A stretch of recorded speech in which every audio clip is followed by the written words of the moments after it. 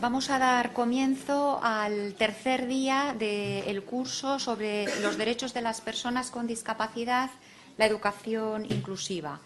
Hoy el primer ponente es Luis Cayo Pérez Bueno. La verdad es que es un lujo el contar con él. Él es presidente del Comité Español de Representantes de Personas con Discapacidad del CERMI y además de esto es el presidente de la Fundación Derecho y Discapacidad. Bueno, digo esto como más representativo porque aparte de ello pues es vicepresidente, por ejemplo, de la Plataforma del Tercer Sector, pertenece a la Fundación 11, a la Fundación Vodafone, o sea, es interminable el currículum que nos ha pasado. Además, ha publicado muchos libros también en relación con la discapacidad. El último de ellos, por ejemplo, es sobre derecho, tercer sector e inclusión social. Luego también dirige varias revistas en relación con la discapacidad y bueno, es un gran representante de estas materias. Dice que desde el año 1995 se está dedicando a este tipo de trabajo, ¿no? Tanto en el tercer sector como en el ámbito de la investigación.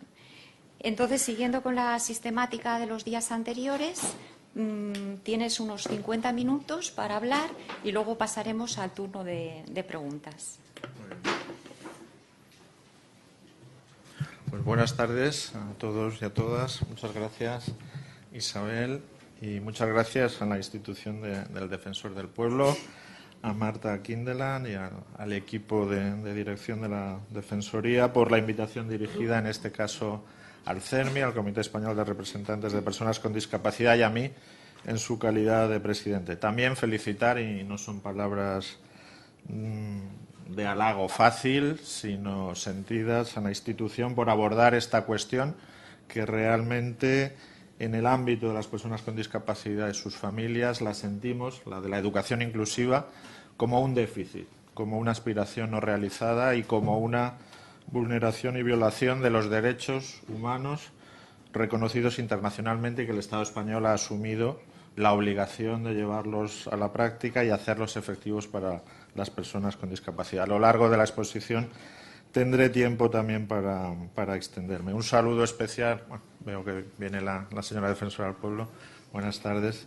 Un saludo especial a las personas que integran esta institución y a otras conocidas, algún representante político, también activista del Movimiento Social de la Discapacidad, Tomás Marcos, también representante del Ministerio de Educación y de organizaciones de las personas con discapacidad, del Movimiento Social de la Discapacidad, que no puedo ahora repetir uno a uno, pero considérense saludados y muy honrado de que hayan asistido y a conocer mi impresión, y también, con permiso de la presentadora moderadora, pues que no sea una conversación unidireccional desde el estrado hacia el auditorio, sino que después tengamos ocasión de debatir, de contrastar, que seguramente es en el debate, en el contraste, donde más se puede aprender y donde las vacilaciones y las incertidumbres se pueden ir convirtiendo en certidumbres o en aproximaciones a la verdad. Nunca quizá alcanzaremos la verdad absoluta. Y yo estoy aquí, como se decía, en calidad de presidente del CERMI. CERMI es la expresión de la sociedad civil articulada en torno a la discapacidad. Es una entidad privada que agrupa al más del 90% del tejido asociativo vivo de personas con discapacidad y sus familias en España. Más de 7.000 organizaciones y entidades. Y CERMI tiene como función, y lo decimos claramente y sin ambajes, la incidencia política. Si pudiera decirse de ese modo, aunque en castellano tiene una connotación un tanto negativa, un grupo de presión, un lobby o un grupo de interés, pero un grupo con intereses confesados, confesables, blanco, que trata de procurar llegar allí donde se toman las decisiones políticas para introducir en la agenda política las cuestiones de discapacidad, las cuestiones de derechos, inclusión y bienestar de los hombres y mujeres con discapacidad y, por extensión, de sus familias, que históricamente pues han estado en las periferias sociales, en las periferias jurídicas y en las periferias del bienestar, de este bienestar a veces precario y no consolidado que tenemos en nuestro país, que tenemos en España. Antes de pasar al tema, y siento porque las cuestiones jurídicas a esta hora de la tarde, como son los ajustes razonables, la configuración jurídica de los ajustes razonables, pues igual es una cuestión árida, no demasiado atractiva.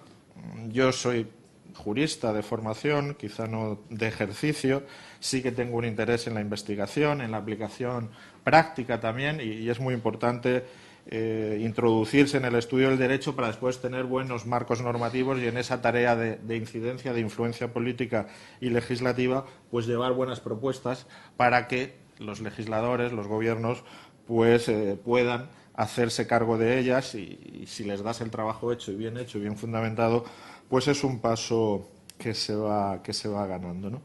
Antes de pasar a ese abordaje más jurídico, más técnico de lo que son los ajustes razonables, después proyectados en el ámbito de la educación y de la educación inclusiva, sí que quería hacer algunas consideraciones más de índole político-social en relación con esta cuestión que el Defensor del Pueblo nos convocaba, la educación inclusiva. Si tuviéramos que hacer una reflexión general sobre el estado de la cuestión en nuestro país, tendríamos que decir que España, por desgracia, y no nos gusta hacer críticas fáciles y nos duele en la medida que sentimos interés, afecto por España y por lo bien que lo puede hacer o lo mal que en algunos casos lo hace, sentimos decirlo así, pero España está en una situación de incumplimiento sistemático del derecho a la educación inclusiva, tal como lo configura la Convención Internacional sobre los Derechos de las Personas con Discapacidad. Fundamentalmente en dos materias que son críticas y que como movimiento social también hemos tenido ocasión reiteradamente de hacer llegar a esta institución de defensa y protección de los derechos humanos de los ciudadanos españoles. Por el mantenimiento de un sistema escolar segregado y segregador por razón de discapacidad, desde la adopción, y ya es derecho positivo en España, de la Convención Internacional sobre los Derechos de las Personas con Discapacidad, 3 de mayo del 2008. Es un texto jurídico plenamente aplicable, artículo 10.2 de la Constitución, Tratado Internacional de Derechos Humanos. Todo tiene que ser interpretado con arreglo a los tratados de derechos humanos suscritos y válidos en España. No se puede mantener un sistema educativo paralelo, distinto del general y ordinario, por razones de diversidad humana.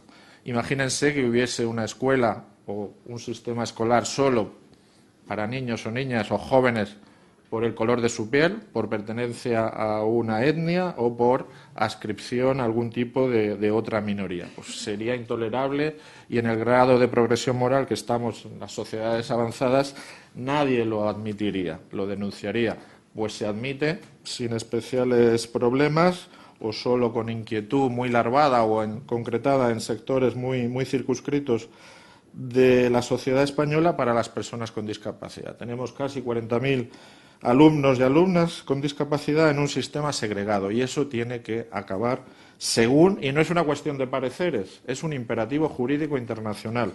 La Convención exige que se acabe con la segregación educativa por cualquier razón asociada a discapacidad.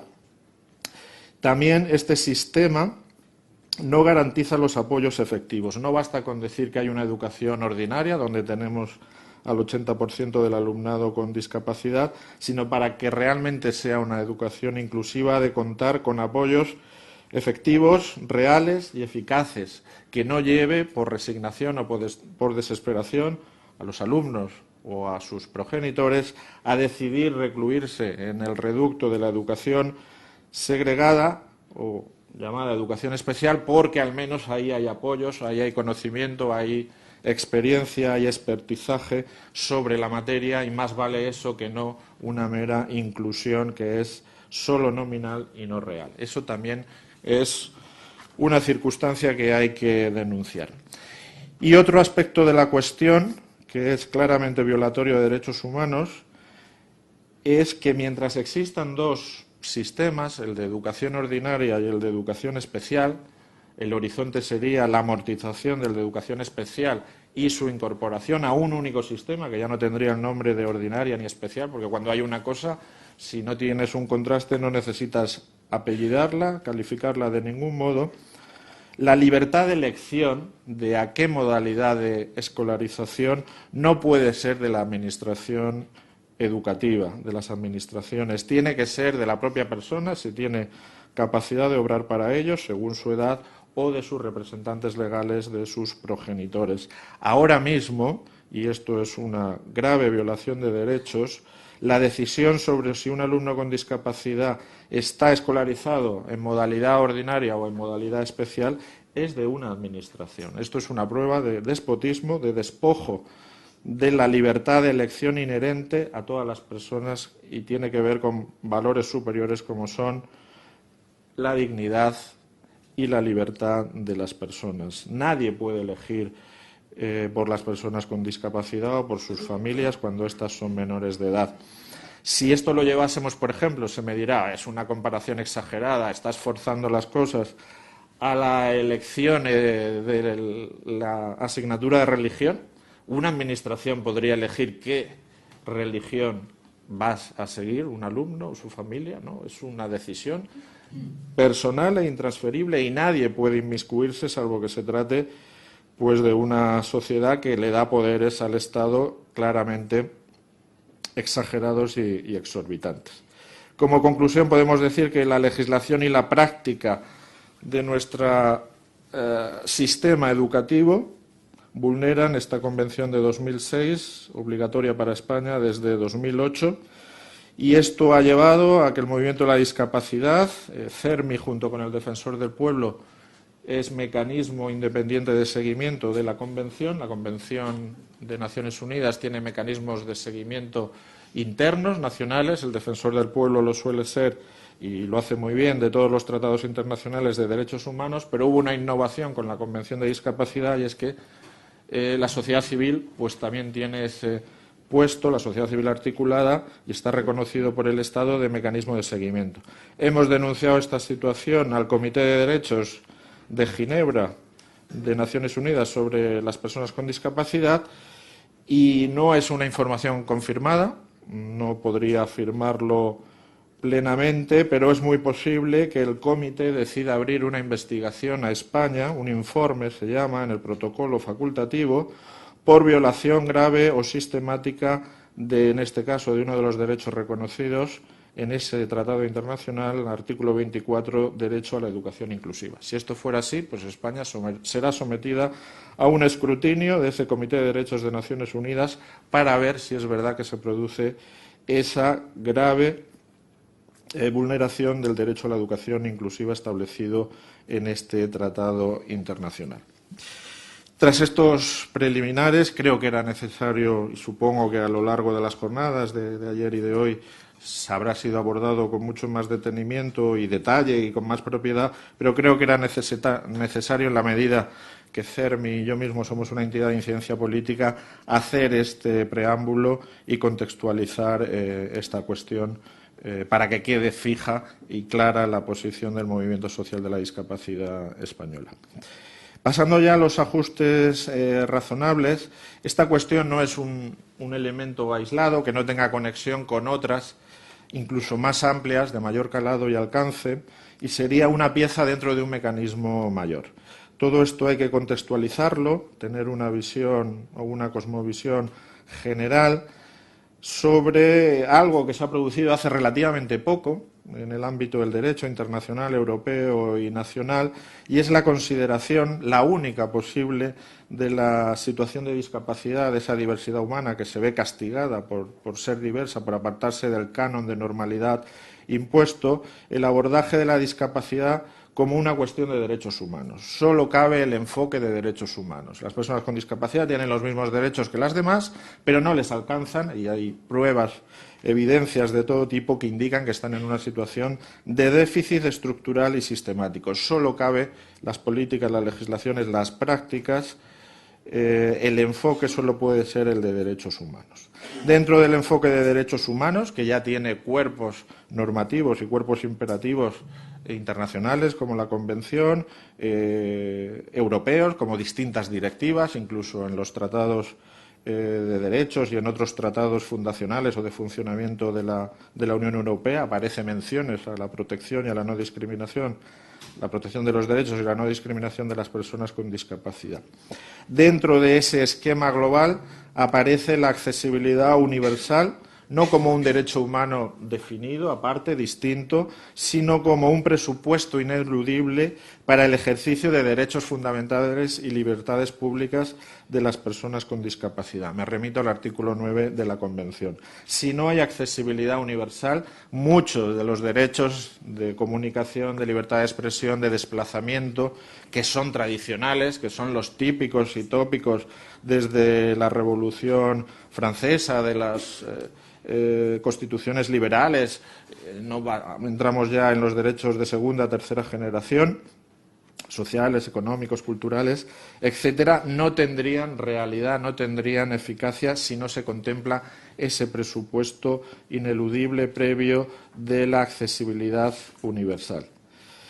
Esto tiene un correlato también que hay que asumir y que hay que interiorizar, y es que la ausencia de accesibilidad no es un fastidio, no es un fracaso, que bueno, hay que perdonar, hay que entender, cuesta dinero, las leyes se van mejorando poco a poco, sino que cualquier ausencia de accesibilidad que genera o que ocasiona discriminación supone una violación y una acción no admitida por la ley, por tanto, perseguida y susceptible de ser sancionada.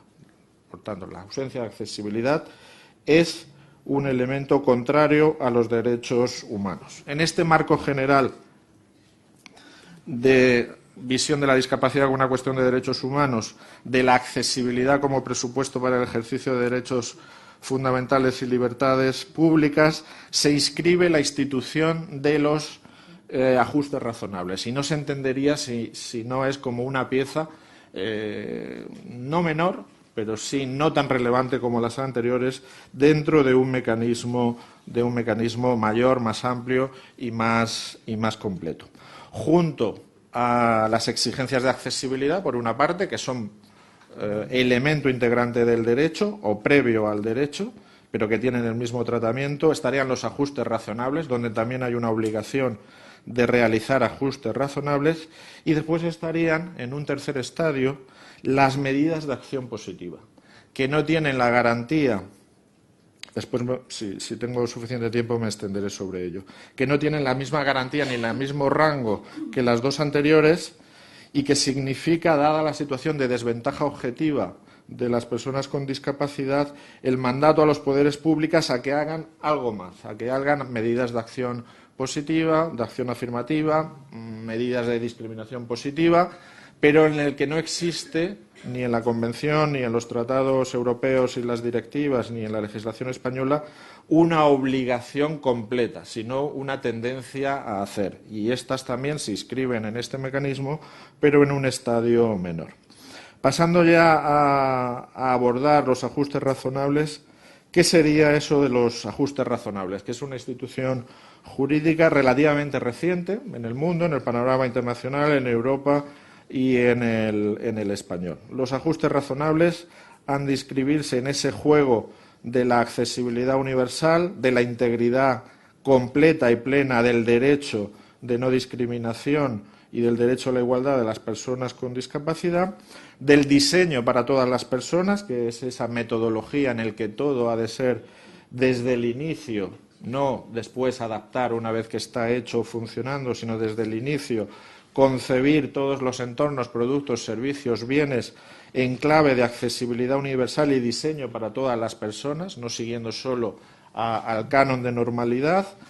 Yo recuerdo, me parece, si hay juristas en la sala que lo sabrá, creo que nuestro Código Civil todavía habla como el elemento de referencia del buen padre de familia, además en masculino, buen padre de familia como el elemento que tiene el comportamiento adecuado y que se le puede exigir a los demás ciudadanos. Bueno, pues eso también existe bajo otro nombre, que sería la persona con pleno funcionamiento, que no tiene achaques por la edad, que no es niño. Bueno, pues ese es un poco el eje sobre el que pivota toda la sociedad. Solo en una parte de la sociedad es la que ha condicionado, determinado cómo está construida, cómo está concebida y cómo está desplegada toda la sociedad y toda la vida en comunidad.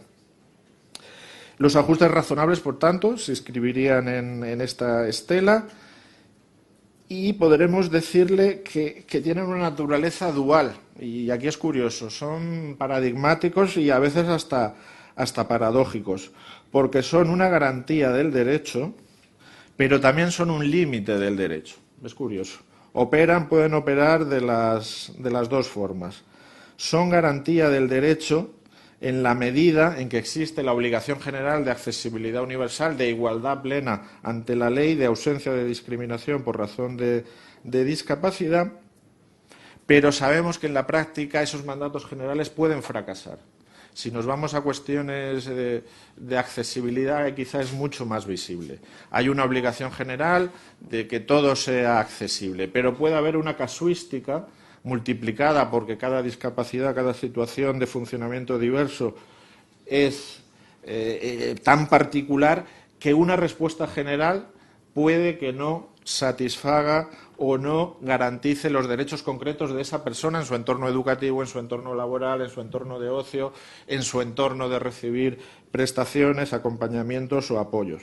Como hay una evidencia, una comprobación de que ha fracasado ese mandato general, se erigen los ajustes razonables como obligación particular de transformar el entorno para adaptarlo concretamente a esa situación específica, particular, singularísima que tiene una determinada persona con discapacidad y que en las leyes, que normalmente son generales, que regulan situaciones pues muy extendidas, no pueden darle una solución previa, porque no se puede prever todo, iríamos a leyes infinitas que agotarían pues la paciencia y nunca serían asumidas ni podrían aplicarse, iríamos a imposibles jurídicos, ¿no? En ese sentido surge la necesidad por la vía práctica de la garantía del derecho de los ajustes razonables. Pero a su vez, y ahí digo, esa situación de ambivalencia, de cierta ambigüedad y paradoja, son límite del derecho y están denunciando un fracaso del derecho. Esto lo veremos ahora cuando veamos la nota de ajustes razonables, la razonabilidad del derecho que, por ejemplo, se asocia o se condiciona a que no sea una carga excesiva. Ya entran otros elementos más allá de la integridad del derecho de la persona, de acceso, de realización práctica, y entran factores exógenos, externos, pero que si cuesta más de no sé qué o si supone un esfuerzo extraordinario, la persona, ya el ordenamiento jurídico renuncia a proteger la persona y dice que no es razonable y cesa la obligación de accesibilidad, de transformación del entorno, de adaptación a la situación específica. Eso lo veremos ahora. Por tanto, esa naturaleza dual de garantía del derecho y de limitación del derecho porque evidencia un fracaso en la práctica. En ese sentido, los ajustes razonables serían, dicho sin ningún tipo de connotación negativa, una especie de subproducto, tienen un carácter subsidiario respecto de lo anterior, que es lo general y lo que tiene la vocación de ser extendido y aplicado. Estos serían mecanismos, en cierto modo, extraordinarios que operan cuando fracasa el dispositivo preferente y central del derecho, de la integridad del derecho, si nos vamos a la accesibilidad universal, del paradigma de la accesibilidad universal y el diseño para todas las personas. Buscan los ajustes razonables otorgar las máximas garantías posibles cuando el mandato general de integridad del derecho de accesibilidad universal no llega a situaciones específicas que no siempre, como apuntaba hace un momento, no se pueden prever. Por tanto, en ese sentido, es una institución valiosa, pero limitada, y en todo caso con una naturaleza transitoria. Mientras no alcancemos un grado general de accesibilidad universal aceptable, tendremos que acudir a elementos como los ajustes razonables que nos acompañarán en ese tránsito de una sociedad excluyente a una sociedad inclusiva y que, por desgracia, y la crisis también nos ha recordado que el proceso puede ser más largo de lo deseable y de lo que pensábamos, por desgracia, puede aún extenderse en el tiempo. La larga marcha de las personas con discapacidad por sus derechos y su inclusión puede ser todavía muy larga. Sí, y en ese periodo, que ojalá sea solo de transición, pues tendremos que ir acompañados por instituciones jurídicas con este carácter. Decía también que los ajustes razonables son un límite, pero tienen un límite incluso dentro de ellos mismos, que es ese carácter de razonabilidad. No cualquier ajuste es exigible y está obligado a proporcionarlo el poder público o el operador privado, según las leyes, cómo se configuren las leyes y sus reglamentos o las interpretaciones jurisprudenciales, que veremos que después van a tener mucho que decir en el alcance e intensidad de los ajustes razonables, sino que tienen límites que nos parecen no equitativos y no injustos, y que si los aceptamos es por cuestión utilitaria, no por un elemento que tenga la cabal justicia dentro de ellos. Es que el carácter de razonabilidad del ajuste viene dado fundamentalmente porque no sea una carga desproporcionada o indebida. Se renuncia a proteger el derecho porque al obligado a proporcionar ese contenido pues le supone que puede ser muy caro o que es una inversión no rentable porque a lo mejor solo lo van a utilizar 2 personas y hay que hacer un montante, una cuantía de inversión, imaginemos, en infraestructuras o en otro tipo, en acompañamiento técnico humano, que no se justificaría. Pues por tanto ahí cesa la obligación de aplicar y de exigir el ajuste razonable. Dicha esta introducción general, iría a una identificación de sus elementos. Por tanto, en cualquier ajuste razonable, bien sea con carácter general, bien sea, después si tengo tiempo lo intentaré proyectar sobre el entorno educativo y sobre la educación inclusiva, pues se requeriría una conducta positiva de transformación del entorno. Hay un mandato a alguien que está obligado por la ley, público o privado, no necesariamente tiene que ser público, hay obligaciones, la obligación de accesibilidad, en tanto que es una obligación de igualdad, afecta a todos. La igualdad nos incumbe y nos compele a todos y a todas, públicos y privados. Pues hay una obligación de conducta positiva de transformar el entorno. Este entorno no vale porque hay una persona con discapacidad que no puede interactuar con él y, por tanto, hay que cambiarlo para adaptarlo a su realidad. Esta adaptación del entorno tiene que dar satisfacción a esa necesidad específica que la política general de accesibilidad o de igualdad no ha podido prever o darle satisfacción completa y, por tanto, hay que ir a una solución particular. Surge, pero solo surge, porque a veces se interpretan más los ajustes razonables, incluso instancias como el Tribunal Constitucional en una sentencia sobre educación inclusiva, por cierto, muy lamentable, muy penosa. Teníamos confianza en una sentencia del 2014 que estableciera el paradigma de la Convención y no lo hizo así, por desgracia. Se nota que falta cultura jurídica sobre lo que significa la Convención de Derechos de las Personas con discapacidad. Los ajustes razonables surgen después de que se ha agotado y no es operativa ni efectiva la obligación preferente de igualdad ante la ley o de accesibilidad universal. Por eso digo su carácter de subsidiarios.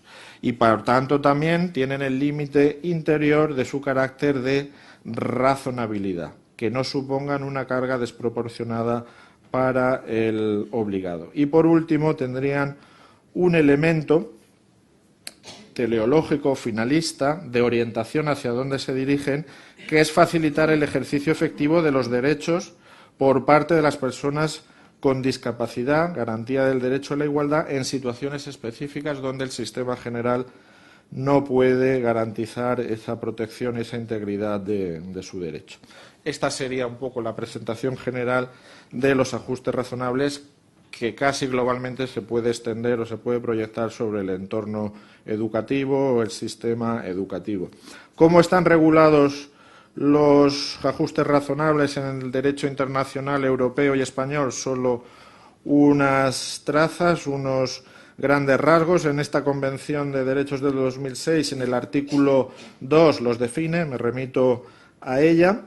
una cuestión importante: en los ajustes razonables existe una obligación jurídica de realizarlos al titular que la ley le mandata hacerlo, y no practicar o llevar a la práctica ajustes razonables estando obligado es una discriminación y puede ser, por tanto, denunciada, perseguida o sancionada. No está al arbitrio del obligado, hago o no hago el ajuste razonable, no, está obligado a hacerlo, y si no lo hace puede ser sancionado y en todo caso incurre en un ilícito o en una ilicitud, que ya se verá según la legislación del país, si es penal, si es administrativa o si es de otro tipo.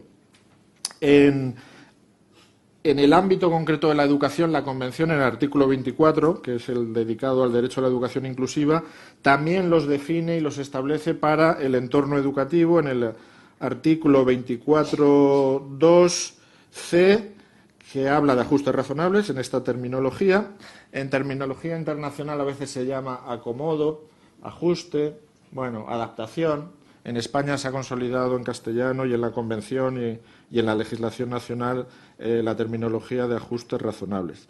Y en el artículo 24.2d, sí que también se habla de medidas de apoyo, que serían esas medidas de acción positiva que estaban en la última escala de todas estas instituciones. En el derecho europeo, que fue el primero a introducir la cuestión de los ajustes razonables, están en la Directiva 78/2000 que establece un marco general de igualdad de trato en el empleo y en la ocupación. Y ahí los define específicamente para las personas con discapacidad, para los trabajadores y trabajadoras con discapacidad, por cuanto son uno de los grupos en riesgo de exclusión que forman parte de la tutela de esta directiva. Directiva que ha sido traspuesta en 2003 al ordenamiento jurídico nacional español y que tiene sus reflejo en el Estatuto de los Trabajadores, antes en la LISMI, la Ley de la Discapacidad, ahora en la Ley General de Derechos de las Personas con Discapacidad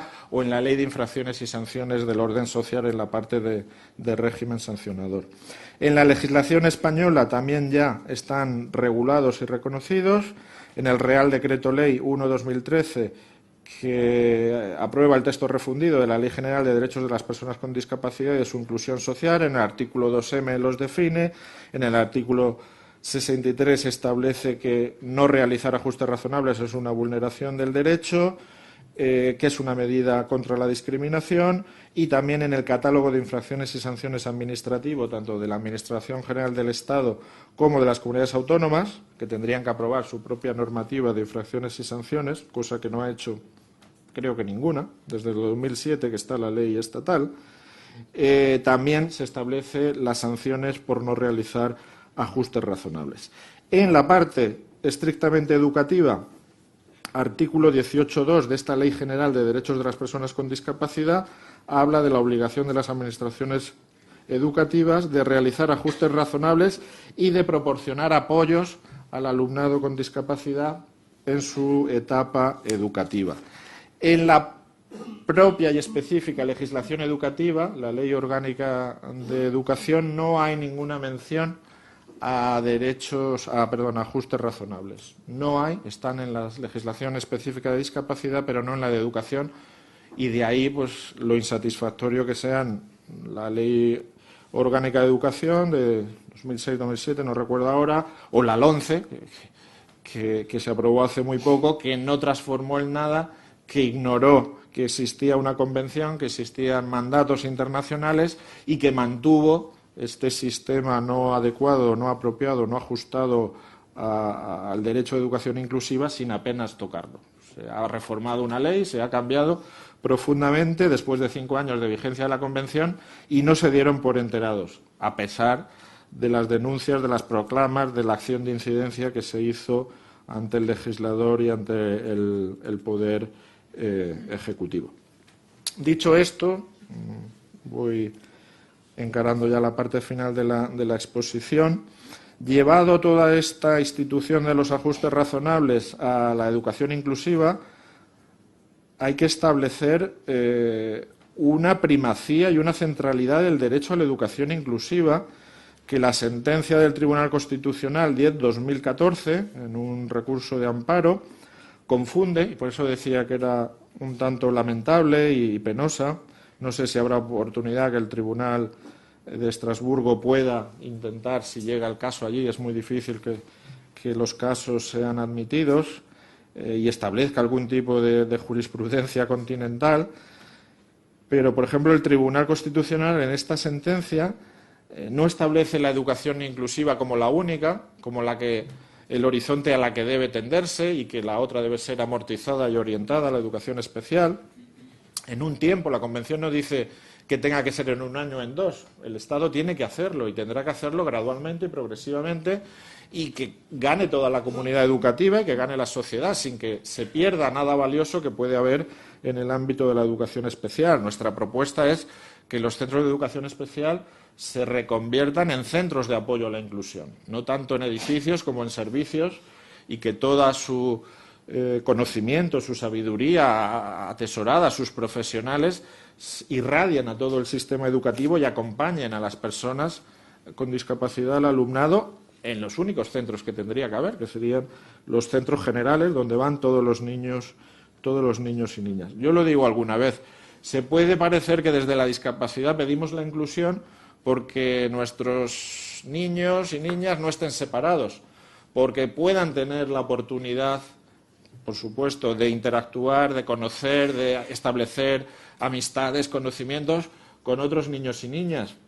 Pero también hablo por el derecho de esos niños sin discapacidad a conocer la diversidad humana, a que no se les prive de conocer y poder tener amistades, relaciones desde la primera infancia con gente distinta, que no puede estar escondida o que no puede estar recluida, y que no tengan la oportunidad vital de conocer al otro, de conocer la diversidad y de conocer la diferencia. Esos niños sin discapacidad también pierden con sistemas segregados. No solo hablamos por nuestros niños y niñas, sino también por los demás que no tienen discapacidad. Bueno, pues esta sentencia del Tribunal Constitucional, para nuestro juicio muy discutible, y que no entendió la esencia del derecho a la educación inclusiva, utiliza los ajustes razonables para negar la educación inclusiva. No. La obligación de la Administración del Estado es garantizar educación inclusiva. Y no puede decir, bueno, será obligación de garantizar educación inclusiva siempre que no sea una carga desproporcionada. No, ahí no operan los ajustes razonables. Ahí está la integridad y la centralidad del derecho a la educación inclusiva. Esa siempre. Los ajustes razonables en el ámbito de la educación serán para otras cuestiones, que ahora las veremos en algunos casos. Y voy a casos concretos, algunos denunciados y donde el Defensor del Pueblo nos ha apoyado, pero que son muy ilustrativos, donde se niega el derecho a la educación, el derecho a la educación inclusiva, y se niegan los ajustes razonables. Casos, que no tengo aquí el informe de Derechos Humanos y Discapacidad 2015, donde en el artículo 24 está en la página web del CERMI, pueden leerlo, descargárselo, pueden un montón de casos contrastados, analizados, de vulneraciones concretas. Colegio, Instituto, Liceo Cervantes de Roma, dependiente de la Administración del Estado, el Ministerio de Educación. Colegios españoles en el extranjero dirigidos a colonia española que vive en otros países. Una familia española residente en Roma pide la escolarización de sus dos hijos. Uno con discapacidad, hermanos, pues deberían llevarse, no eran mellizos, pero un año o año y algo. Uno con discapacidad, síndrome de Down, y otro sin discapacidad. Se admite y se escolariza sin discapacidad y se le niega la escolarización. Esto es curso escolar 2014-2015, no es nada lejano en el tiempo.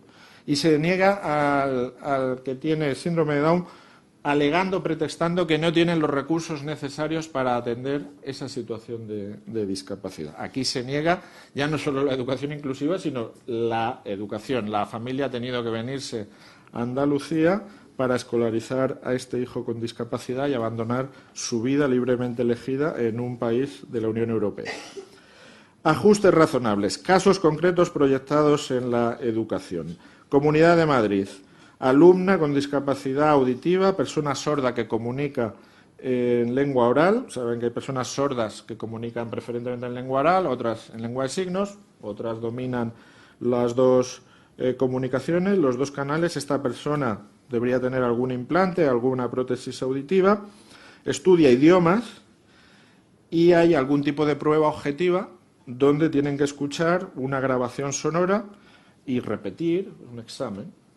Pues la alumna pide que pueda hacerlo con sus prótesis auditivas en un entorno sin ruidos que contaminen el espacio acústico y que se le instale en la sala un elemento técnico que permite ajustar y discriminar el ruido del entorno y que le va a hacer más sencillo la información de fondo, y la Comunidad de Madrid se lo niega. Dice que no está obligada, que eso no viene en ninguna legislación educativa, le niega la oportunidad.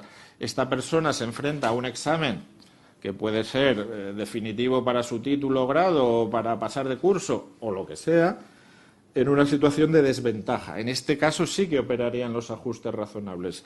La comunidad debe modificar, transformar el sistema general establecido de examen y adaptarlo a las concretas circunstancias de esta persona. Tampoco parece, la comunidad no hizo ni siquiera intento de cuánto cuesta para alegar que es desproporcionado o irrazonable, sino que simplemente lo negó. Pues hay una violación de toda una adaptación que sí que parece un ajuste razonable. Pongo casos de cientos que podría haber. Casos más complejos, donde la respuesta no es tan sencilla. Alumnos con electrosensibilidad al entorno, que si están en un entorno donde hay circuitos wifi inalámbricos, magnéticos, sufre su cuerpo, sufre su funcionamiento, no lo pueden tolerar, y que requerirían, para ir a una escuela al uso, pues quizá una protección magnética. No sé qué cosas se usan, pero las hay. Sé que Suecia, por ejemplo, proporciona a estas personas, a estas situaciones de discapacidad, pisos especiales que están como blindados contra el magnetismo ambiente. Pues tendría que blindar o forzar, no sé, o acorazar algún tipo de sala para que ese alumno pudiera estar, porque si esté allí está sufriendo no solo molestias, sino un ataque a su integridad física. Este podría ser un caso de ajuste razonable. Son minoría estas situaciones, no sé si con el tiempo irán a más, con la exposición a la contaminación magnética irán a más, como reacción del cuerpo a ello, pero de momento son minoría. ¿Hay obligación de revestir de no sé qué metales o cualquier otro tipo de dispositivo para evitar la electrosensibilidad o los efectos de la ¿Cuánto vale? ¿Cuántos se aprovecharían de eso? Ahí, por ejemplo, sería un caso típico casi de alumnos de universidad que el profesor quiera que avancen en esta materia. Pues ¿es ajuste razonable? ¿No es ajuste razonable? ¿Es desproporcionado? ¿No es desproporcionado? ¿Cuántas cosas en juego hay? Medidas de acción positiva, que serían, digamos, el último escalón en esta progresión. Pues, por ejemplo, las actividades extraescolares. Hay actividades extraescolares que el colegio, la escuela, el instituto, el centro, pues no tiene obligación de hacer especialmente, pero que puede hacer. Si las hace, no puede, y tenemos casos documentados donde hay una excursión o a visitar no sé qué, y se niega que puedan acceder a esa actividad extraescolar los alumnos con discapacidad porque el elemento de transporte no es accesible o porque los profesores no quieren hacerse cargo de personas con discapacidad, pues en esa ausencia del colegio, por las posibles responsabilidades civiles, penales, de custodia que pueden tener, o que no se consideran capacitados para atender o cuidar, pues imagínense, una persona, un niño, una niña, un joven que tenga algún tipo de trastorno del espectro autista, que pueda tener algún tipo, pues de cuestión de conducta o algo así, ¿no? Pues se queda. No, si usted hace una actividad extraescolar y la abre a la comunidad escolar, no puede negar porque sería una discriminación, la incorporación de las personas del alumnado con discapacidad. Acciones o medidas de acción positiva, que estas sí que forman parte de políticas de fomento, de políticas de promoción. Por ejemplo, esto se ha conseguido, pero tiene todavía mucho recorrido. Que las becas, en el caso de alumnado con discapacidad, tanto en todas las etapas, universitarias y previas a la universidad, pues que haya una intensificación en la cuantía de las ayudas. Esto ya existe, se consiguió en 2007, se ha mantenido, aunque queremos que se avance mucho más, porque ahora está ligado solo para el alumnado que tiene más del 65% de grado de discapacidad, no es para todo. O una rebaja en los requisitos, o un aumento en los umbrales de renta en las familias. Sabes que hay unos umbrales de renta para poder acceder a becas y ayudas al estudio, pues cuando en la familia hay una situación de discapacidad, en el alumno o en otros, pues se amplía el nivel de renta que puedes acceder a ese tipo de ayudas. O algo que existe también en nuestra legislación universitaria, que conseguimos introducir, también por la acción de incidencia, pues la exención del precio público de matrícula en los estudios universitarios para personas con discapacidad. Todo esto serían, y otras muchas más que pueden establecerse, medidas de acción positiva que no son exigibles, pero que sí el ejecutor de las políticas, los gobiernos, las administraciones o el legislador puede prever para favorecer esa resituarse en una posición de igualdad de la que no están o la que no gozan las personas con discapacidad por la desventaja objetiva, estructural y sistemática de la que parten. Me señala ya la moderadora que tengo que ir acabando. Concluyo. Por tanto, me quedaría con los ajustes razonables como un instrumento, como una herramienta más, no ideal, que debemos usar en tanto que sea útil, provechosa para el objetivo de la inclusión de los derechos y el bienestar, en esa transición, en ese periodo progresivo, hasta que no alcancemos, quizás sea solo un desideratum, un ideal que está muy lejos todavía, pero espero que no, y el activismo y la militancia y la toma de conciencia debe precipitar ese proceso histórico, que debemos utilizar en la medida que nos reporte beneficios hasta conseguir esa plenitud de los derechos y que la inclusión no sea solo un deseo, sino una realidad. Por tanto, como herramienta que son, usémoslo para el bien. Muchas gracias.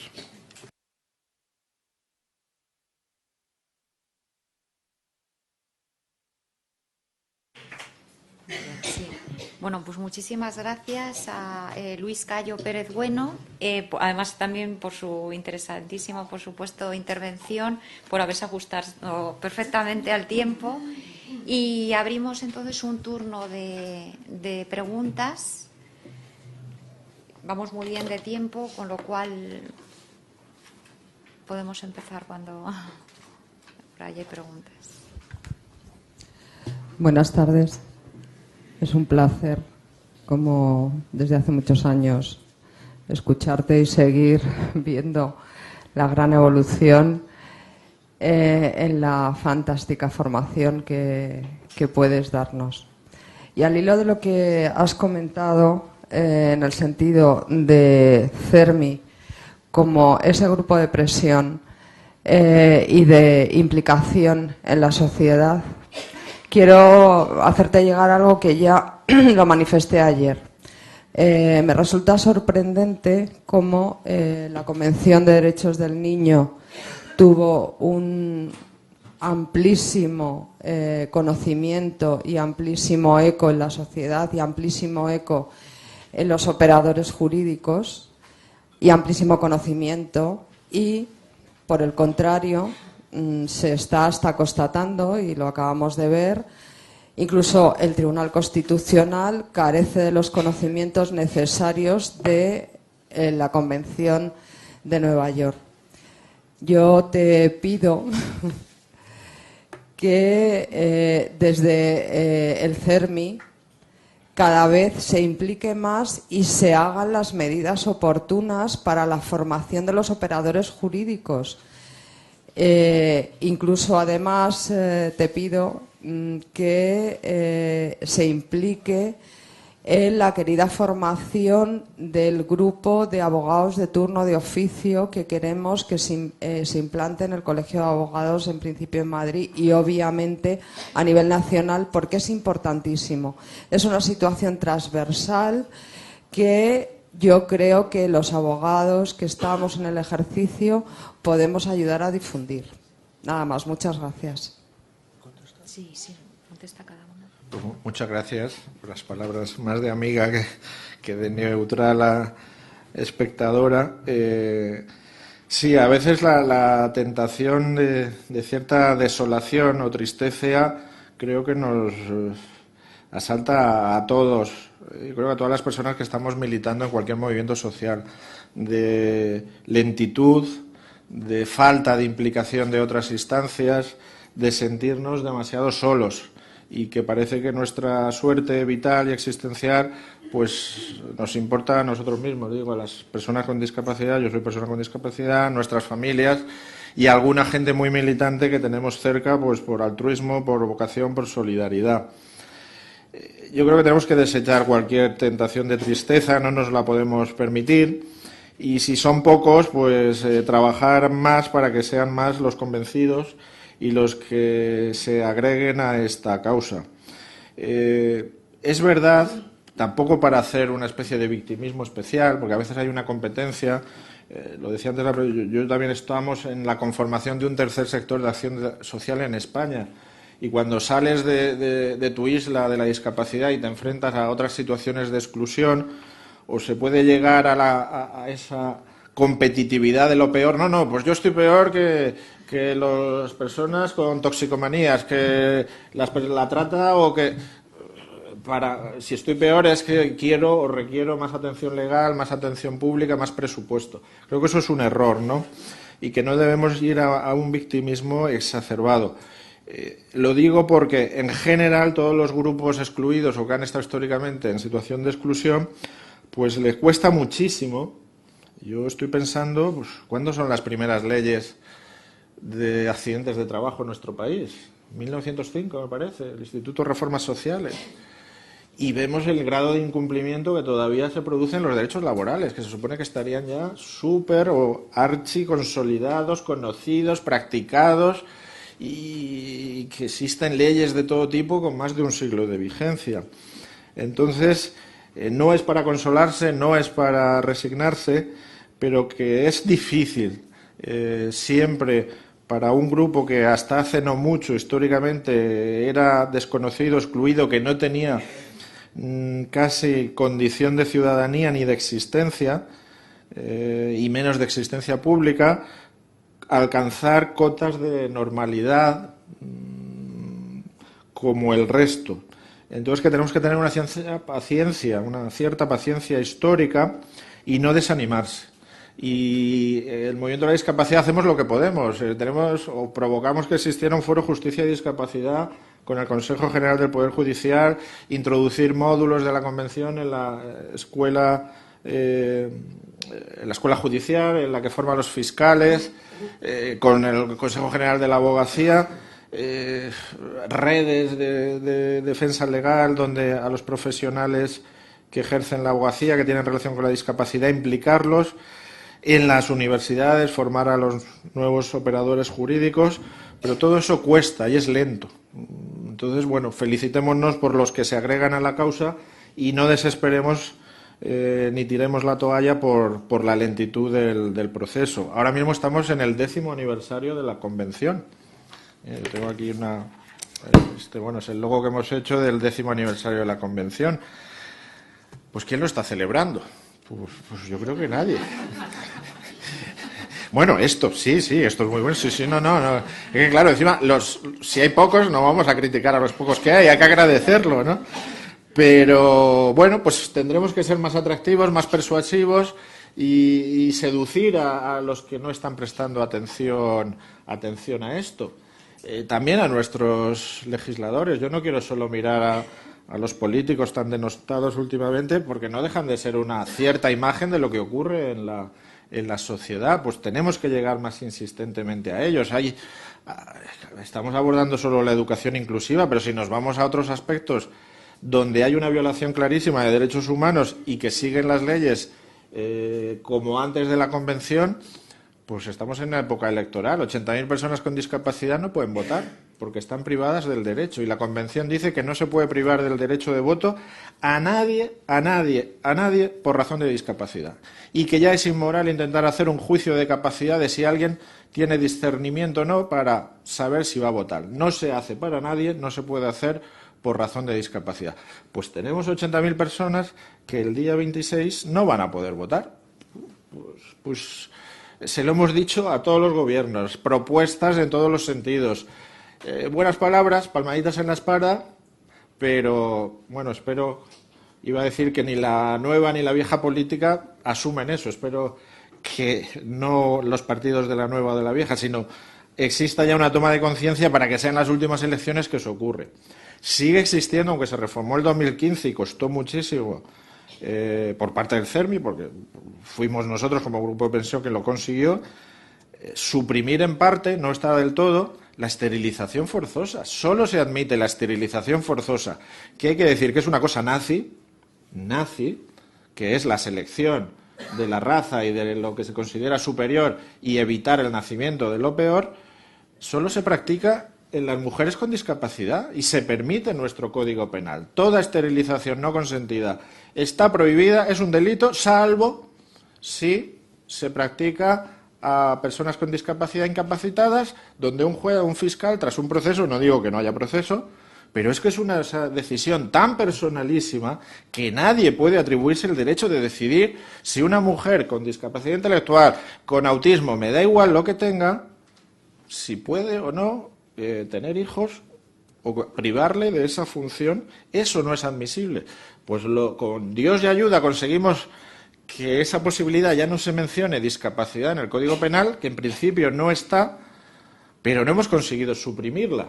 Y eso quizá es ahora mismo el atentado más violatorio, porque implica trato humano y degradante, incluso eso con la Convención de la Tortura, que también el Defensor del Pueblo es mecanismo de seguimiento, se tendría que abordar. Eso son torturas consentidas, privarle a alguien de su capacidad de descendencia tomando la decisión por su cuenta. Pues todo eso existe en nuestro ordenamiento jurídico y esto no depende de políticas de presupuestos. Son puros derechos civiles, derechos fundamentales que no cuestan.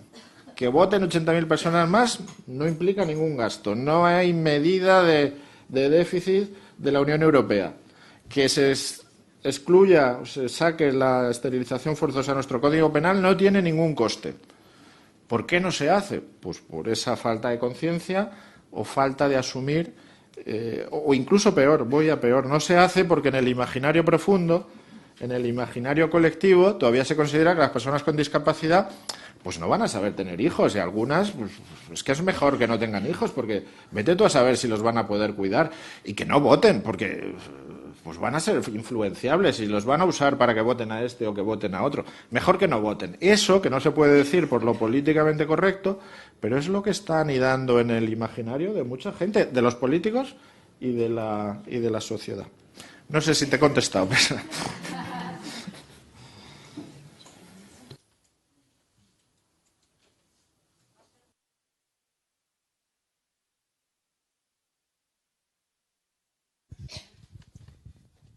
¿Qué tal? Buenas tardes.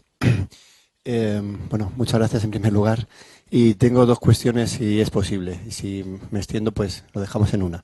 La primera, ahora mismo en el Estado español, o principalmente lo que conocemos la Comunidad de Madrid, existe la educación especial, los colegios ordinarios. La Comunidad de Madrid, todos los colegios ordinarios son de integración, los colegios públicos son de integración. Y luego están los colegios ordinarios con integración con preferente.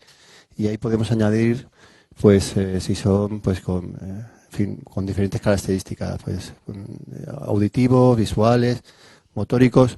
Por favor, lo de motóricos, desde vuestras instancias, si se ve la posibilidad de cambiar, quiero decir, creo que puede haber muchas variantes, pero los motóricos, suena que al niño le han puesto un motor, perdonadme por el ejemplo, pero no sé, creo que a veces eso viene especificado en todas las instrucciones, en fin, en toda la documentación y bueno, pues yo creo que a lo mejor pues con dificultades de movimiento o con otras seguramente como mucho más aceptable.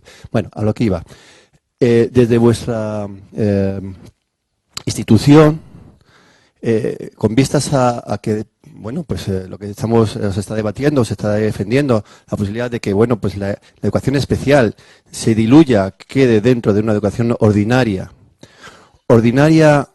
con preferentes, con equipos preferentes, con centros preferentes especializados en algún tipo de discapacidad, o no, es decir, donde todos los centros tengan, indistintamente de la discapacidad, tengan alumnado de todas las posibles categorías, que son muchas, o con esa preferencia que se pueda dar. Y si esto es para educación pública o para educación con mayúsculas. ¿Bien? Y la segunda cuestión es, ahora mismo hay dos leyes funcionando, la LOE y la LONCE. Una no está derogada, sino simplemente se ha modificado por la otra. Hay dos leyes. Esas dos leyes pertenecen a dos partidos políticos que, bueno, pues en los últimos 35 años de España, pues son los que más posibilidades han tenido de actuar en las leyes educativas. Es muy posible que tanto una como otra, o al menos la segunda, en los próximos meses o años, es muy posible que se cambie. Es posible, creo que entra dentro de las posibilidades.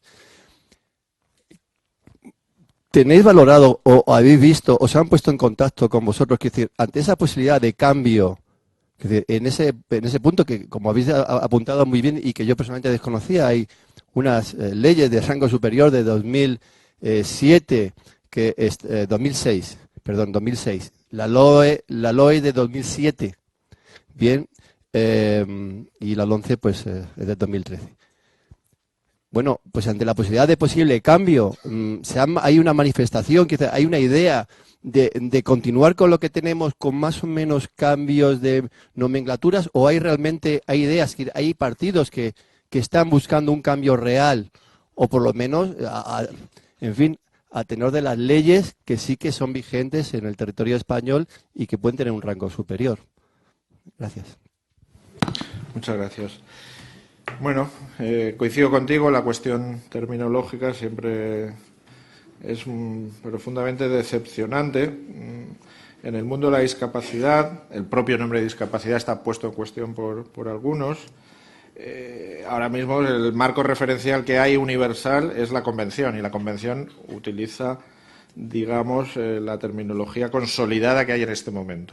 Pero debemos ser el único sector social que cada tanto se arrepiente de cómo se llama y está permanentemente buscando una nueva denominación.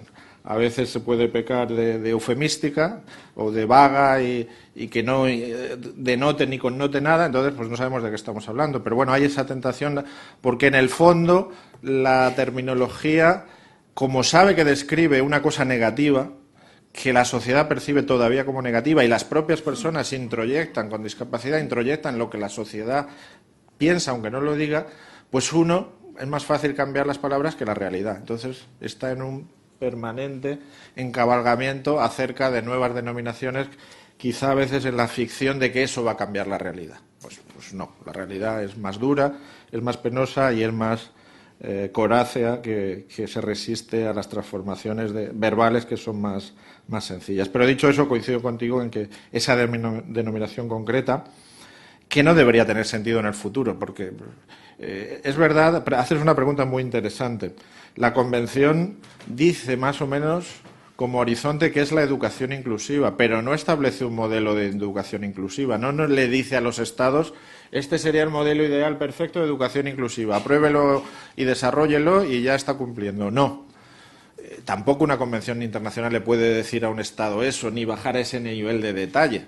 Establece grandes paradigmas, grandes horizontes, grandes trazos que deberían vincular a todos, pero no le dice en concreto, porque también habrá realidades educativas, pues es que la Convención es universal. Creo que ya van por 100 y pico países que la han ratificado. Yo recuerdo en los momentos que se negociaba, que yo estuve en algunos, 2004, 2005 en Naciones Unidas, pues es que estaba allí desde la Santa Sede a la República Islámica de Irán, a Liechtenstein, pues toda la comunidad mundial, que si es algo es diversa y muy cambiante. Y entonces es un texto jurídico para toda esa comunidad tan amplia y tan diferente. como movimiento de la discapacidad tampoco tenemos un modelo cerrado de educación inclusiva. Podemos tener unos atisbos, unos pronósticos, un gran diseño de cómo debería ser, pero creo que lo creativo, lo digno, lo decente sería que toda la comunidad escolar se implicara, no solo las personas con discapacidad o su movimiento, en trazar las grandes líneas de cómo debe ser un sistema inclusivo. Los profesores, pues todos los grupos de interés que pivotan en torno a la educación.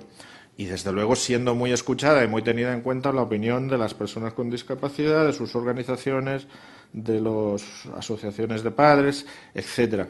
Pero no tenemos un modelo de decir, ministerio, cómprenos esto, o legislador, sí las grandes cuestiones, pero no el modelo cerrado. Pero yo invito a la comunidad educativa a que lo sienta como propio y a que se erija en protagonista y en autor de ese nuevo modelo, que creo que si todos nos sentimos partícipes será la obra propia y no algo que me han impuesto desde fuera, que no entiendo, que lo veo como una obligación y que, como pueda, pues lo cumpliré nominalmente, pero no lo voy a poner pasión y vocación en cumplirlo. Eso en cuanto a la primera pregunta. La segunda, creo que la pregunta más concreta, aparte de la exposición interesante, el modelo de educación inclusiva es para todo tipo de educación. Aquí el elemento pública-privada creo que sería irrelevante. Es verdad, aquí hay personas representantes del Ministerio de Educación que tendrán los datos más frescos que yo, que sí que parece que en la educación concertada al uso, porque después hay una educación especial concertada con las propias organizaciones de la discapacidad, que fueron en su momento titulares de centros educativos y que los mantienen. O sea, centros de educación especial, muchos están gestionados por asociaciones nuestras. No digo que también vivimos contradicciones y vivimos resistencias y tensiones internas. Pero bueno, hay que tomar decisiones y uno se inclina, o como movimiento nos inclinamos por una salida hacia la educación inclusiva sin ambajes y sin cortapisas. Pero sí que parece que en la educación concertada tradicional hay muy poco peso de diversidad educativa, no solo de discapacidad, sino de otras. Parece que no son rentables. Supongo que en los conciertos económicos, en los módulos, nunca se ha previsto que si hay alguien con discapacidad, pues tenga una aportación superior, porque a lo mejor objetivamente necesita más apoyos y eso son más horas de profesores o más especialistas que un alumno sin discapacidad. Y entonces parece que hay como una cierta, no sé cómo decirlo para no molestar a nadie, una cierta ingeniería para que el alumnado con discapacidad no vaya a la concertada, al menos por los números. Después habrá casos espléndidos y colegios estupendos, pero numéricamente parece que tienen mucha menos presencia en la concertada que en la pública. Bueno, pues puede haber un factor de expulsión, de no sois bien recibidos, y lo digo de una manera muy discreta y lo hago todavía de una manera pues más oculta, pero por los números, y tenemos que atenernos a los números, vemos que son pocos. La pregunta de la LOE y la LONCE. Bueno, la LONCE modifica la LOE, hay un texto consolidado. Creo que en el debate educativo estos temas cuentan muy poco. Yo recuerdo como CERMI haber comparecido en las comparecencias de la Comisión de Educación antes de tramitarse y presentarse enmiendas de la LONCE, invitado por los grupos parlamentarios, y ahí no había división ideológica. Esto en 2012, si fue en 2013 o 2013 los primeros meses. Por los temas de educación inclusiva muy pocos grupos se preocuparon, nunca fue objeto de debate ideológico, o sea, no era una cuestión demasiado relevante, había otras muchas que es un tema muy enconado. Y en gran parte todos los grupos, en ese momento, ahora ya hay una mayor variedad política en el Parlamento, a esto no prestaban atención, ni izquierda ni derecha, o sea, mantenían el statu quo, no se consideraban compelidos a cambiar porque había una convención. Y casi le hablabas de la convención, y como por ejemplo la LONCE, en los artículos que hacen referencia a la atención a la diversidad, necesidades educativas especiales, necesidades específicas de apoyo, no lo tocó, la LONCE no modificó en esa parte o apenas modificó la ley del 2007. Pues entonces el grupo que la aprobó en 2007 decía, bueno, pues si mantienen lo mío, ¿cómo voy a criticar lo mío? Y el otro no sentía que tenía la obligación de cambiarlo, pensaba que nuestro sistema educativo no está en deuda con la Convención, pues apenas había debate sobre esta materia. Tristemente, las enmiendas que nosotros preparamos, un documento muy amplio para intentar adecuar nuestra legislación a la Convención, pues se presentaron muy pocas de contenido.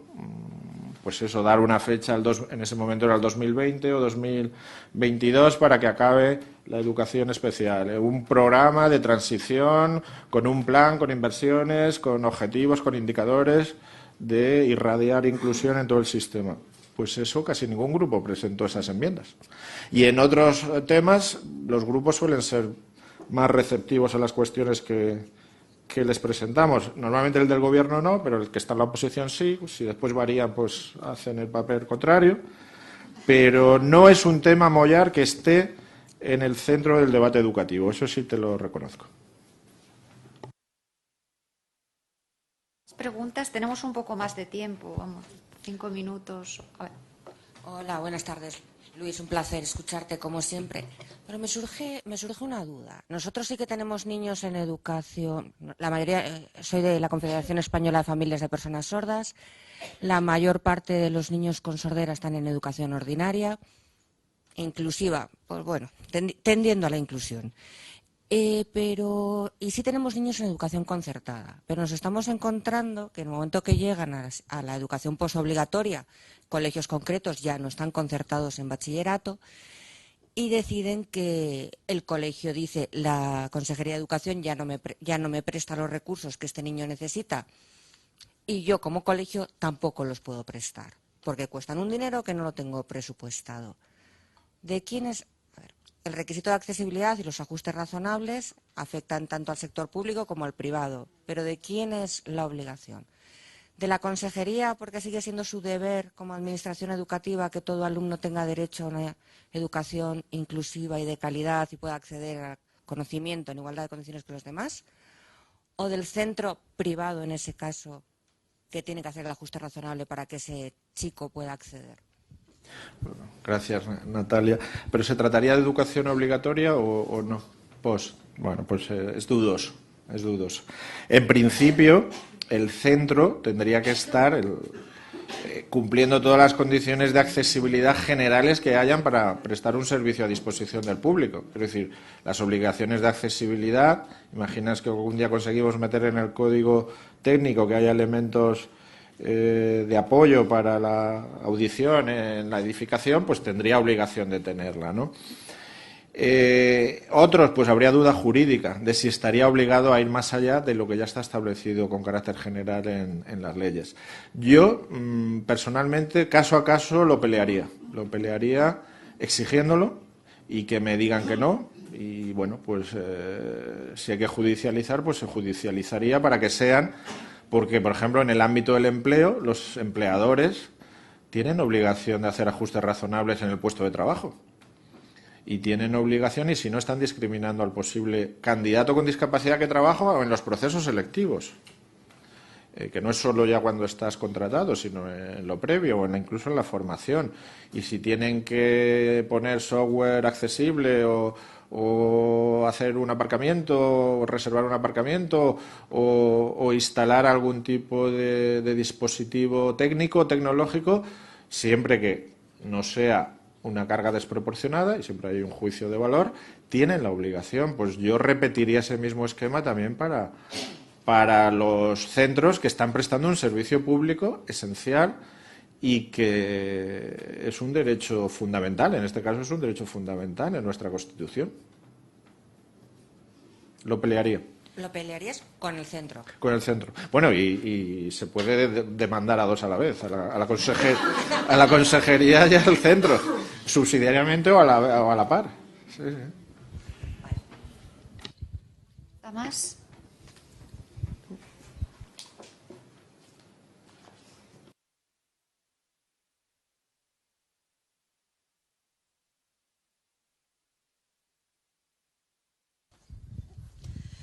Sí, muchas gracias por tu presencia y sobre todo tus palabras.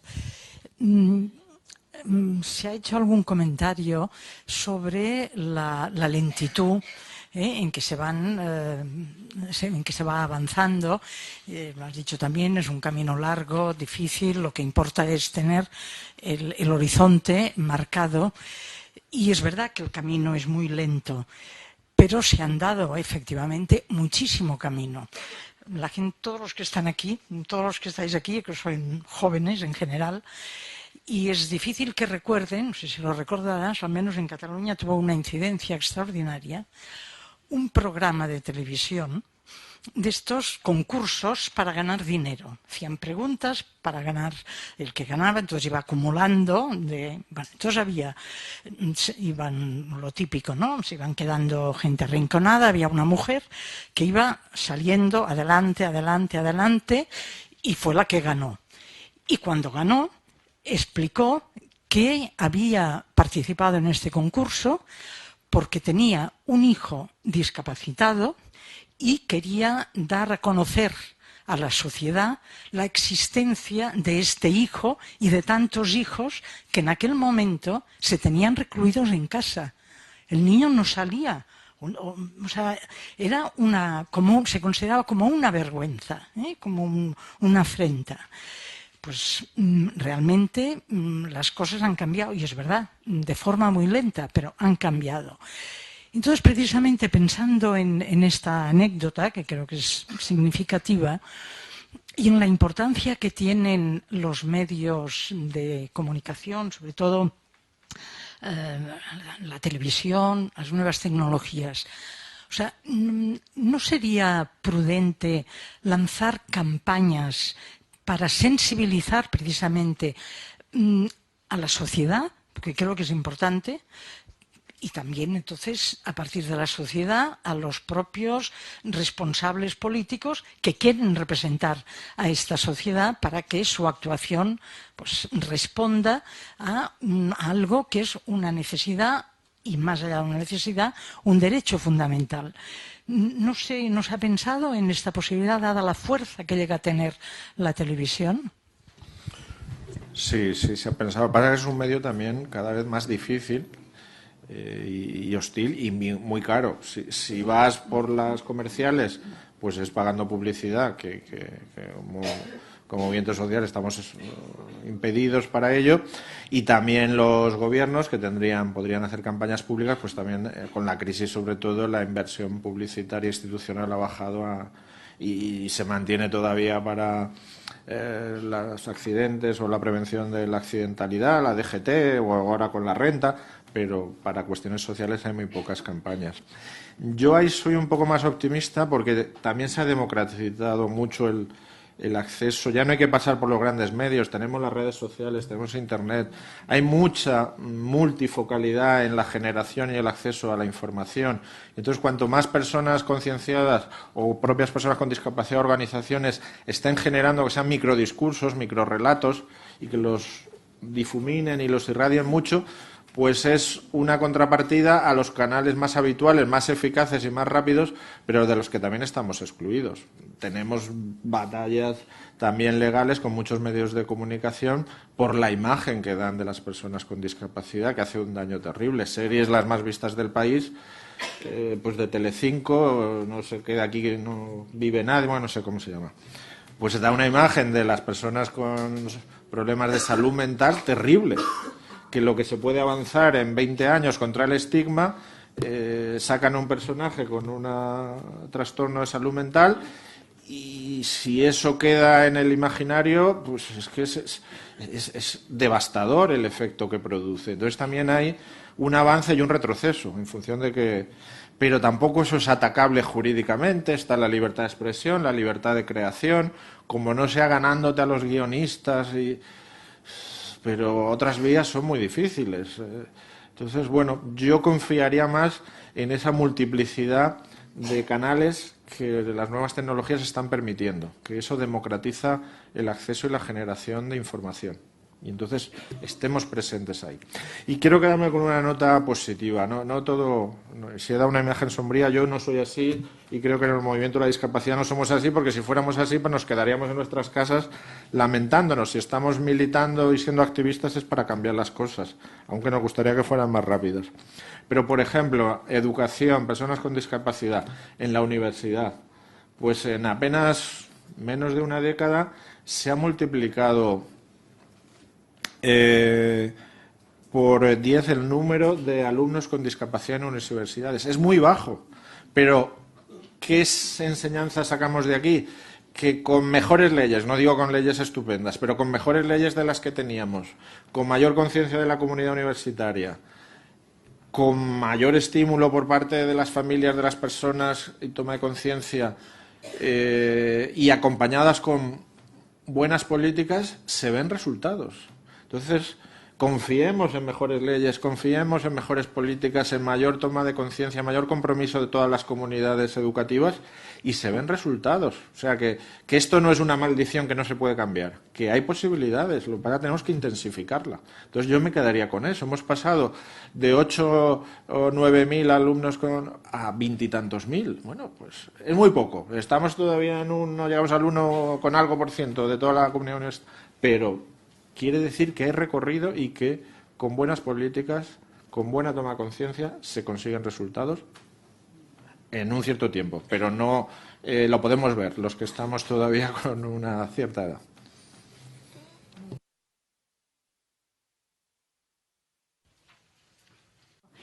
Y nada, otra vez felicitar a Luis Cayo Pérez Bueno, ¿no?, por su magnífica intervención y luego por el interesante coloquio, y nos quedamos con este aspecto positivo, ¿no?, de que aunque sea lentamente, pero vamos progresando y vamos hacia adelante. Y entonces quedamos emplazados a las 7 menos cuarto, otra vez. Gracias.